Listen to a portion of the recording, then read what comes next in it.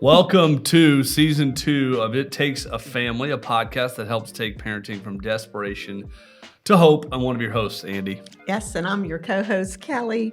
Once a week, we highlight experts and other parents like you who have been in the trenches of parenting, bringing hard lessons learned and insights on how to navigate even the most difficult of family circumstances. If you've been tracking with us, we've been walking through the Gen Z mental health crisis head on using Stephanie Shackelford's really great research and the Barna study that she's done. It's been a really great season so far. Yeah, and we've broken this season down into 6 vital themes, everything from navigating technology to caring for our own health as parents.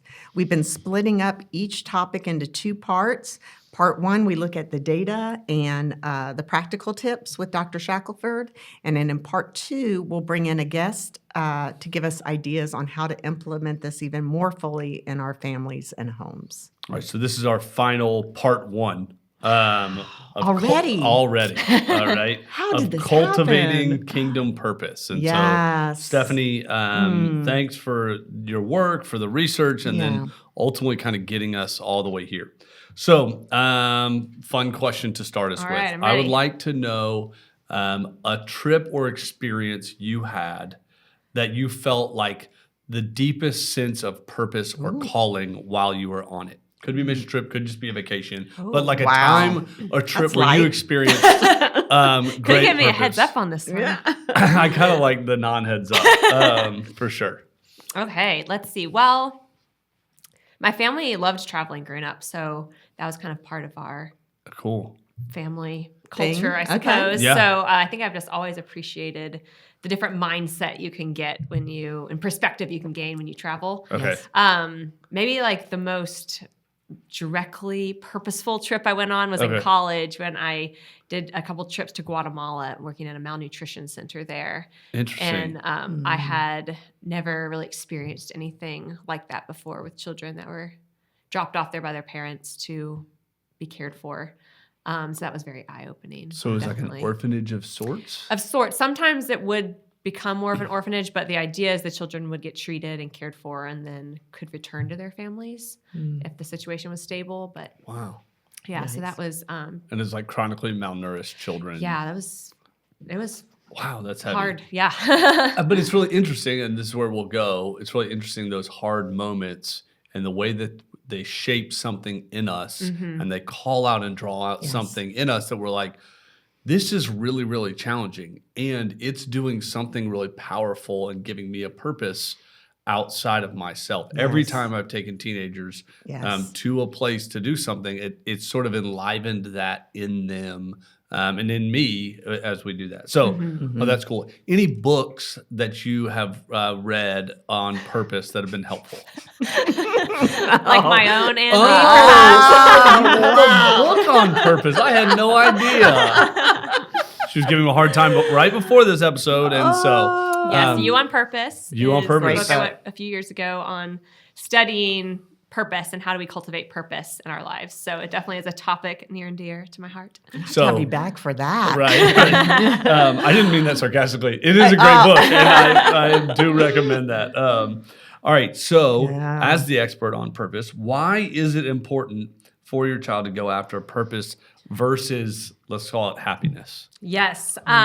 Well, when we ask Gen Z what's their main goal in life, they all overwhelmingly say happiness. They want to be happy in life. But what we've actually found in the research is that a key driver of happiness is a sense of purpose. Yeah. And so we've kind of gotten it backward. It's like we're going after happiness, but it keeps falling flat. And instead, if we just pursued purpose, the happiness would follow. It's almost like it's a byproduct. Yes, exactly. Yeah. That's a good way to put it. And 36% of teens feel like they have little to no purpose or meaning in their lives. And purpose is really correlated with depression and anxiety, which is probably not surprising. If you feel purposeless and meaningless, then Right. that would drive you to despair. So you're lacking purpose, and that leads you to despair, which leads you to more despair. Which Yes. But you're after happiness. Right. as your goal. Right. And you're not finding it. Exactly. And so you're lacking purpose. Yes. And you're getting sad. It's a big cycle. Yeah. It is a it's big not, It doesn't cycle. sound like a good one. Well, and I just think too, as we think about parenting our kids, it's even like making sure we're looking at ourselves and like, what am I pursuing? You know? 'Cause, Yeah. I mean, I can remember my mom and dad. I mean, my mom, they did a great job. I mean, but I mean, she would just always say, I just want you to be happy. I just want you to be happy. And And you start to hear that message over and over. Then when Right. you don't feel happy, it feels Right. like something's wrong. But happiness is not even an emotionally appropriate response to every situation, nor realistic. And it's very unattainable to have that as your ultimate goal of all of life. yeah. Well, I remember when I became a new believer, just learning the difference between happiness and joy. Yes. That was huge. That was such a game changer. So maybe we can talk about that at some point. Too. Well, I mean, I think that's a we big part of asked you it. like the trip that gave you the most purpose. Like your family traveled, you went to really cool places, I'm assuming, and also a malnutrition center in Guatemala. Like, I'm assuming some things about this malnutrition center, but it was sad, and you saw hard, and there was something to lament and to struggle through and to fight through. And then here you are, however many years later, as an adult, thinking back to that. It's like this great time and this experience of purpose. And, I have all these like different little trips I've been on with kids, and you're like sleeping in not great, like in a hammock outside. And Never you're a good like, idea. and yet, wow, what a cool experience. And that's not like, oh, that's what drives happiness, but there is a value to purpose. And that's really great. In what ways has social media and technology impacted Gen Z and their purpose? Well, I think it fuels that narrative we just talked about of like happiness should be your aim. If you're not happy, something's wrong. You have to do anything you can to chase happiness. And then I know we've talked about this in some previous episodes, but just the endless news cycle fuels a lot of sense of hopelessness. Sure. And like, what is the meaning of life if everything in the world is broken and falling apart? Yes. But then also what social media does is it turns our focus so inward. Yeah. And this is a big thing that I was really passionate about in my previous research that I've done on purpose. Yeah. Of what we really learn about purpose is it's really a focus outward. It's an outward orientation. Okay. And so what social media is doing is really putting our focus on ourselves and inward. Right. When really what brings us the most purpose is by living outward for others. Yeah. And that doesn't mean you neglect yourself or, Right. But Right. I think we hear so much of the self message. We really don't need to be worried about like someone going too far the other way. So really what substantial evidence shows is that what consistently actually makes people happy is focusing on others and having this kind of pro-social orientation, it's called. And I think that was one of the big things I saw in my research as I interviewed people that were living their calling, and every single person talked about when they faced a very difficult turning point in their life, either a real trauma, a real tragedy and loss, a really significant transition.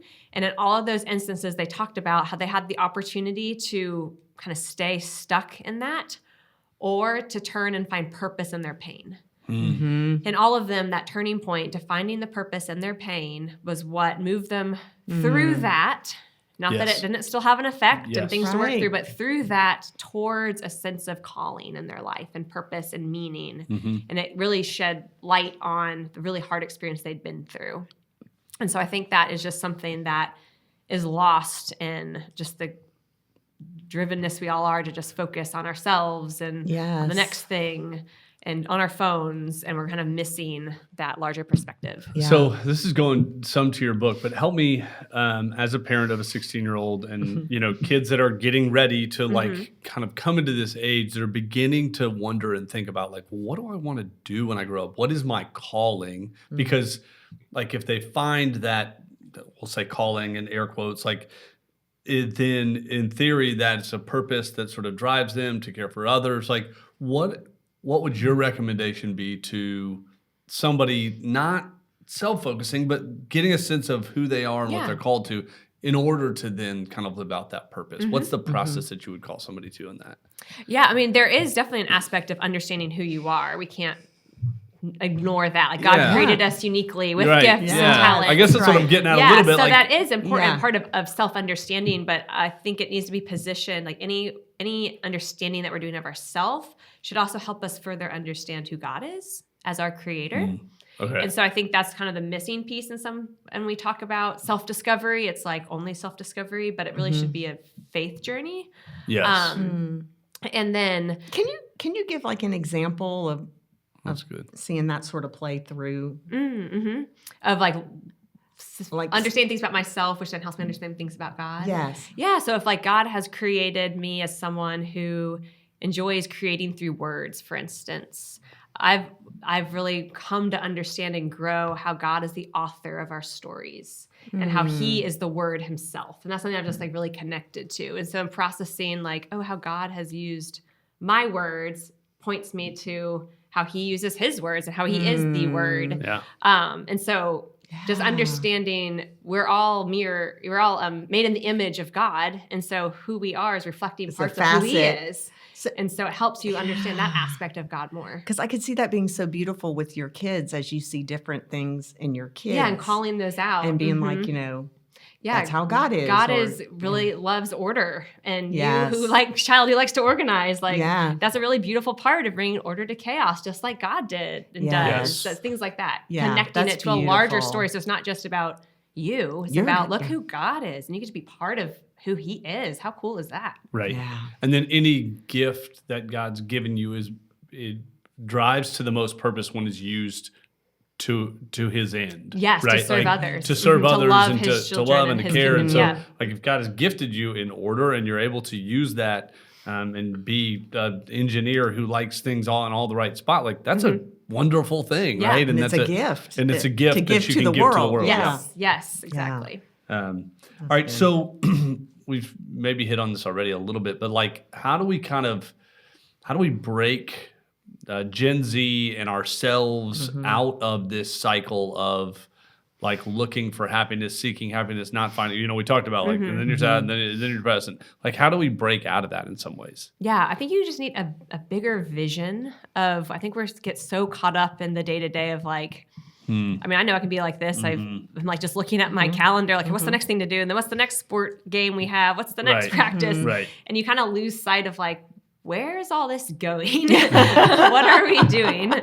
And so I think part of that is like pulling back. And I think one of the best ways to do that is through serving together as a family and having that as just part of a culture of the home, whether you're serving, and we can talk about these specifically, but like two things I would say is like having a culture of service in the home, but then also serving together outside of the home. So draw that distinction. What do you mean by that? So serving in the home would be serving each other of like we care for one another in the home, and that's just kind of what we do. Like after dinner, we're with our family specifically, like we're all gonna help clean up. That's not a conversation we have every day. We're not like it's not this negotiable thing. Like this is just what we do. If we serve each other in this way, and that's just become. And I'm not saying my kids always do it joyfully. Like they're not like washing the dishes, all singing. They rise up and call you blessed. Exactly. The children, but they're not questioning like, oh, do I really have to do it? It's like, oh no, they know this is what we do, and that took several months of training of like, no, we really are serious. This is what we're doing tonight. But just a culture of helping one another.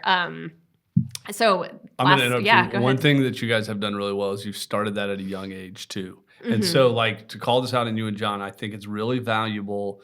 Your youngest is young. She's 3. Yeah. And yet like there's a job for her to do. Yeah, she gets the sponge out and is wiping the table, and I might have to go behind her. And I say these are when things she that goes don't to make bed, life quicker for mom and dad. No, they don't make it easier. Yeah, it makes and so it slower. I am better at wiping the table than all 6 of my children. And there's a value in. So I just want to applaud you guys that you've started young. And if you're listening and you didn't start young, that's okay. It's not too late. But there is a value in. Lily has learned at a young age. Yeah, we serve. She can't articulate that. Right. That's not like something that is really clear, and yet you kind of have. That's what I kind of mean is that's a culture of the home. That's just like that's what we do. Right. Right. Yeah. So this last summer I dislocated my shoulder really badly, and I could not use my right arm for weeks. But it was such a beautiful picture of the kids saw that they had to serve one another because there was really no other option. Our 10-year-old. he was 9 at the time, had to make lunch for all of us while John was at work because otherwise they're not going to be eating. We were potty training Lily, and our middle girl Macy had to like help her go potty. Right. Like real life here. But what was really amazing after all that is that they were so bonded by the end of that summer. Yeah. And Wow. we're so connected. And I really don't think that could have come any other way than by kind of forced into it, serving each other. And it was really a beautiful picture to see. That's good. All right, so you talked about in the house, and then I interrupted you. Kind of like what do you mean by serving outside the home or serving? Yeah, so others? if you're involved in a church community, that's a main way that really in the research we see of serving together at church is a really beautiful way to just be a part of the body of Christ. So kids can volunteer in the nursery and hold some babies, or be a greeter at church, whatever it is. There's ways to and it's the consistency that we really see as well in the research. One-off things can be great and can really jumpstart and be a really bonding experience, but the week-by-week commitment to serve, even when you don't feel like it, even when it's inconvenient, that's really teaching something to kids that this isn't all about me. And also, I think what's so needed in this generation is they feel like they don't have a sense of purpose. Like, no one's really expecting anything of me. Like, does it even matter? It's like, yes, it matters if you don't show up at church nursery, because then who else is going to be there? Right. And that's something that's really lacking in today's I agree. Or just culture. like that sense of mastery. Like I even think about your youngest, doing the table with the sponge. I mean, I'm sure she's quite proud of herself. She is. And it's like, I can do that. Or if you go over to someone else's house for dinner, I could see her being like, hey, I'll wipe down the table. So, I think we see that a lot at the ranch, like with the kids, sure. like all the homes at the ranch, the house, they have chores. And like one of my favorite things is to watch the fellas out there with the weed eaters. And I mean, like, they hadn't seen a weed eater before being at the ranch, but like just that sense of pride of like, looks pretty good, I did something. Take ownership over something. I think sometimes we can actually expect too little of our kids. Yes. And really they're capable of so much more, and they feel a lot of sense of accomplishment and purpose when they're pushed a little bit appropriately. But like it shows them that we believe in them. They have something to contribute. They're needed. And that is really big. Yeah. It's big for all of us at any age, to feel like you have mastery over something, or I did that, or we had a kid over the other day for dinner, and he was like, "Oh, we've got to do." We were like, had him split up. He's like, "We got to do all that," and I was like, "All right." Nelson kids, like, you can rise to this family. We don't have 6 kids in our house. Kid dividing conquer. That's awesome. In your research, you talk a little bit about like a big 3 components that contribute to youth developments of resilience. What are those? How do they impact? Like talk through those a little bit. Yeah, so resilience is kind of a word that I've come across a lot in the conversation of purpose, because when you have a sense of purpose or meaning, kind of to your point, Kelly, like it does give you some resilience to overcome challenges, because it's like something's being expected of you. You want to rise to the occasion. Right.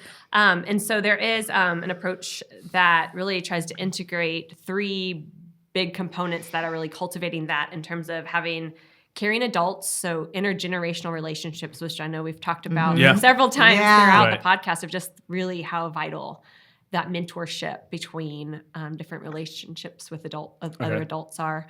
Having life skills, so really giving kids the opportunity to practice really practical things like eating, like things like cooking a meal from scratch.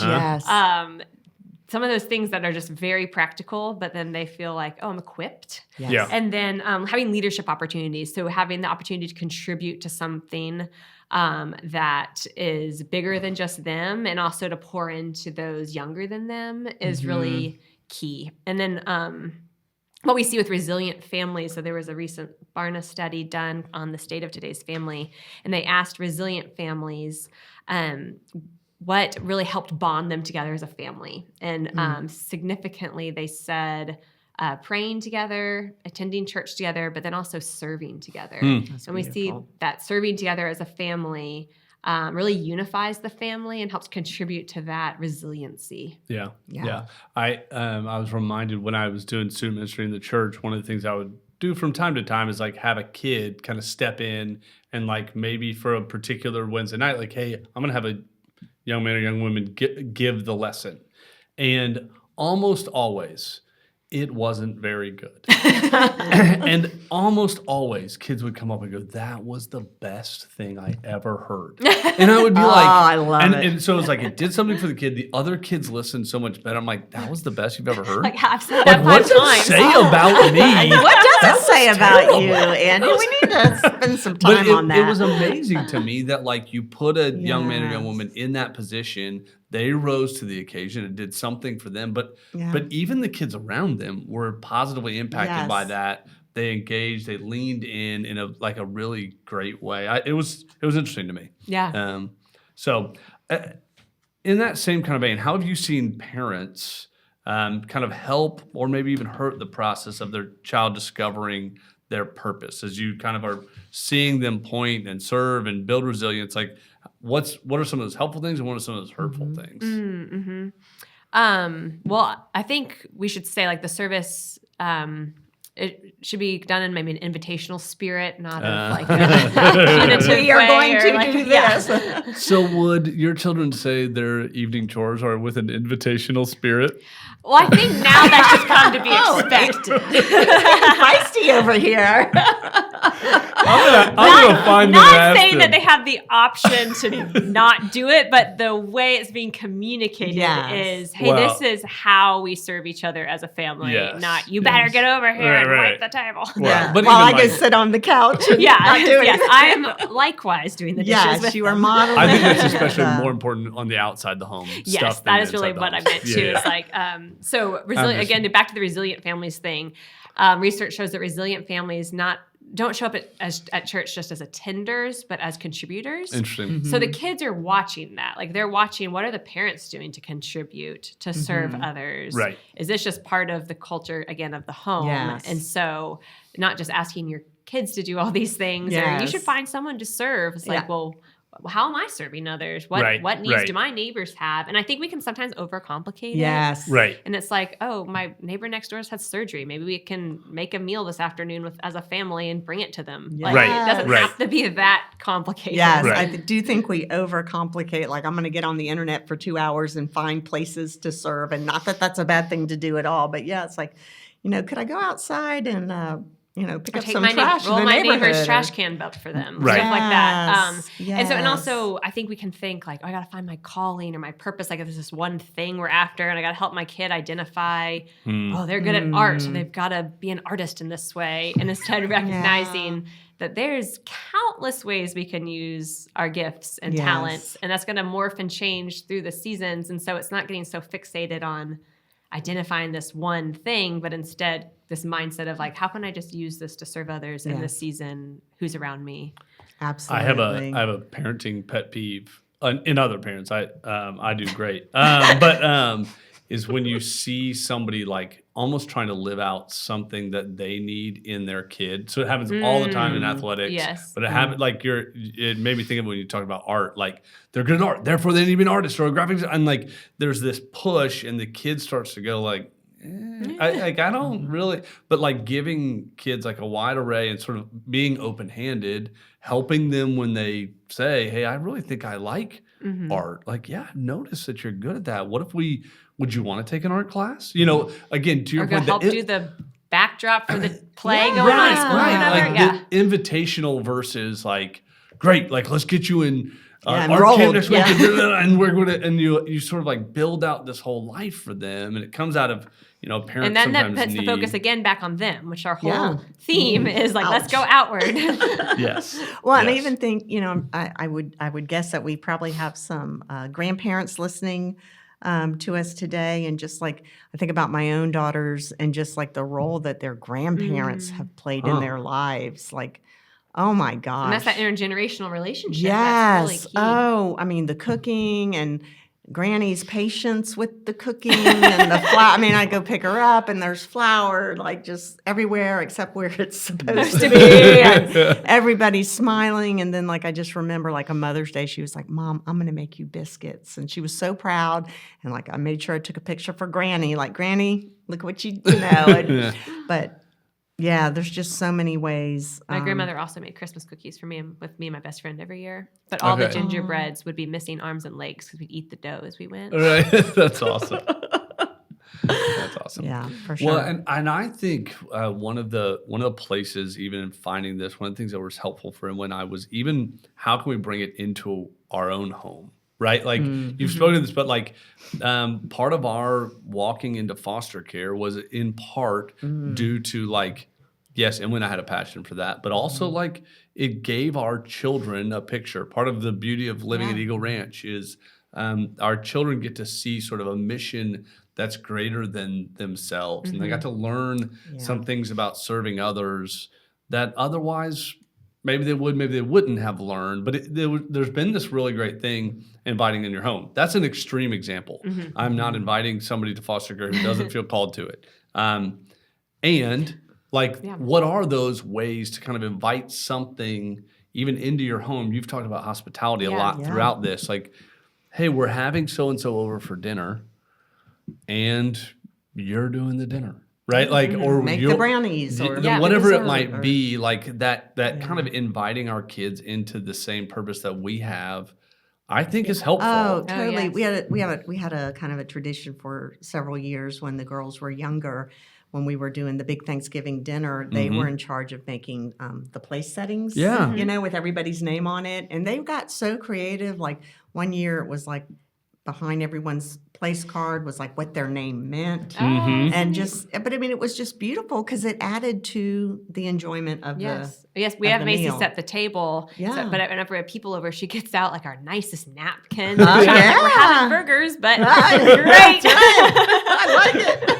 Very fancy. Wipe the ketchup with your finest napkin. But I let her do it because Absolutely. you know, but to your point, Andy, it's not always going to be convenient. It's sometimes going to be uncomfortable when we are opening ourselves up to serving or to hosting or to inviting our kids into doing things. It's going to be slower. It's not going to be as efficient, but it is worthwhile. Well, I mean, I actually think the whole of your study, like as we're coming to the end of this study, like the whole of your study pushes people to something that's better and less convenient. Yes. Like if I'm going through the 6 themes, it's easier to give a kid a phone than to not. They would like that. It's easier to sort of wallow in our own stuff instead of doing the work and getting stronger. It's easier to stay lonely. It's easier like to not change the story and to just listen to their stuff. It's easier sometimes to skip church than it is to find your pants that were stolen and to go like it. It's hard. Like it's a call to harder work. It's harder, but it's better. Yeah. But it's harder. But like the things I sometimes found, it's better because it's hard because you work through it together. and there was purpose. Like I think I'm having a moment here, guys. Yeah. That's like really it's good. not.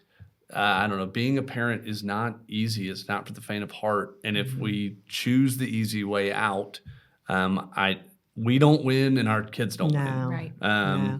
And you think kind of along the same line. I remember I heard one time someone say, you know, you choose your pain. It's like you can choose the pain in choosing or the pain of not changing.